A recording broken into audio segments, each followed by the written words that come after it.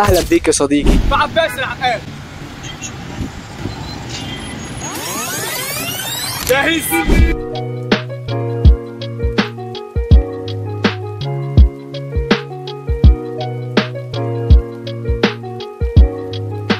فيديو النهارده هنقل لك تجربه كامله عن شغلي في عباس العقاد وليه سبت شغلي القديم واشتغلت في اكسسوارات الحريم. لو انت متابعني فهتعرف اني كنت قايل في فيديو قبل كده عن ايه هي افضل الشغلات اللي ممكن تشتغلها في سن العشرينات، وقلت لك على عيوبها ومميزاتها في الفيديو ده.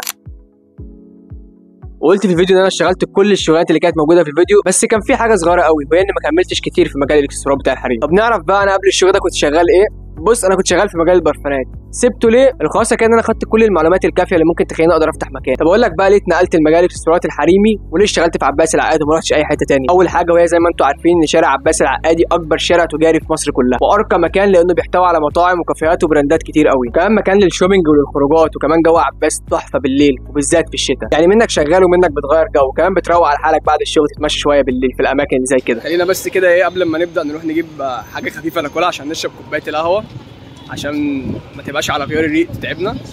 فممكن نخش سعودي كده نبص بص يمكن نلاقي حاجه حلوه خفيفه تتاكل. ممكن نجيب فاكهه او اي حاجه تتاكل من هنا، وممكن تكون مخبوزات مثلا باتيه او كروسو حاجه زي كده، او ممكن باتيه هو باتيه حلو. بس هنجيب باتيه وبعد كده نكمل تصوير. نروح بقى نجيب كوبايه القهوه علشان نصحصح. جاهزين؟ جينا بقى لافضل جزء في يومي كله، وهو الجزء بتاع كوبايه القهوه ده. يعني ياخد 5 ستار على طول على طول. صح يا جدعان، في حدث حلو قوي حصل النهارده وهو تحرير سوريا، فخلينا نقول لهم كلنا في الكومنتات الف مبروك.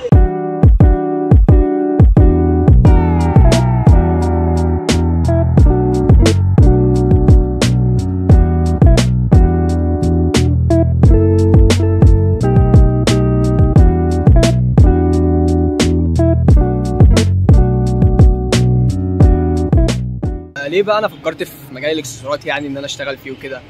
اول حاجه لان سلعه ما بتروحش عليها وما بتقدمش، يعني ملهاش مثلا فتره وتروح، ودايما مواكبه الموضه، وبتليق طبعا مع اللبس. كل ما يطلع مثلا براند لبس جديد بيطلع معاه اكسسوارات جديده حاجه زي كده، فدايما بتبقى مواكبه الموضه. يعني غير بقى ان المجال واسع جدا جدا بشكل مش طبيعي ومليان ابداع كتير قوي. حتى انت ممكن تبدع كمان فيه، ممكن تجيب قطعه مع قطعه وتركبهم على بعض وتعمل مثلا شكل جديد فيطلع براند مثلا، فاهمني؟ مجال واسع بقى، مجال واسع قوي، يعني من فضه لنحاس لستانلستين لبلاتين وغيره كتير قوي من الكواليتي اللي بيشتغلوا بيها يعني وكده. وكمان في ميزه ان السلع ما بتقدمش، يعني ولا بتاكل ولا بتشرب وما بيروحش عليها الزمن، فلو انت جديد في المجال فما تشيلش اهم حاجه يعني من الموضوع بتاع السلع ده. طب ليه اشتغلت في الاكسسوارات الحريمي وما اشتغلتش في الاكسسوارات الرجالي؟ لان زي ما انت عارف كده السوق مش احسن حاجه وضعيف شويه، وبالذات ان الرجاله مش من اهتماماتها الكبيره قوي ان هي تتزين، يعني فاهمني؟ فالسوق بتاع الاكسسوارات الرجالي ما بيبقاش احسن حاجه. طبعا الكلام ده ما ينطبقش على براندات ساعات او محافظ او حتى احزمه، لان في رجاله كتير بتحب تهتم بالحاجات دي قوي، وانا من النوع اللي ما بحبش البس اكسسوارات كتير قوي، ولو هلبس ساعه فبتكون ساعه سمارت عاديه جدا، ولو هلبس اكسسوارات مثلا بتكون حاجه خفيفه مثلا زي كده،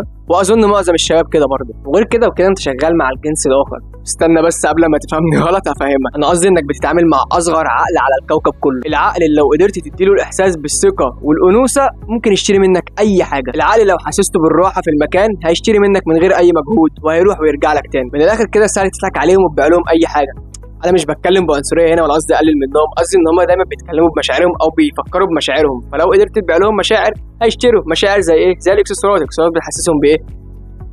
بانوثتها، بتحسسها ان هي حلوه، فانت لو قدرت تقنعها ان هي تشتريها فهتشتريها. فالموضوع سهل قوي. حاجه مهمه بقى وهي انك هتسالني انا ليه مش بثبت في شغلانه معينه. ببساطه كده لاني فضولي بحب اتعلم واعرف حاجات جديده، برضه عشان يبقى عندي مهارات كافيه في الحياه. وغير كده وكده عشان لو جات لي فكره اي مشروع او جات قدامي فرصه ان انا افتح مشروع يبقى عندي كذا اوبشن، ما اعتمدش على حاجه واحده بس، لاني اصلا خدت خبره من كل الشغل اللي اشتغلت، فعشان كده انا بتنقل كتير. فلو هقول لك نصيحه وهي انك تخاطر وتتعلم حاجات كتير جديده، لازم تبقى عارف انت بتستثمر وقتك في ايه، فما تضيعوش في شغلانات انت ما بتستفدش منها بحاجه. ولو عايز فيديو بيتكلم بتفصيل اكتر عن الشغلانات اللي ممكن تشتغلها في سن العشرينات او ايه افضل شغلانه ممكن تكون مناسبه ليك، فاتفرج على الفيديو ده،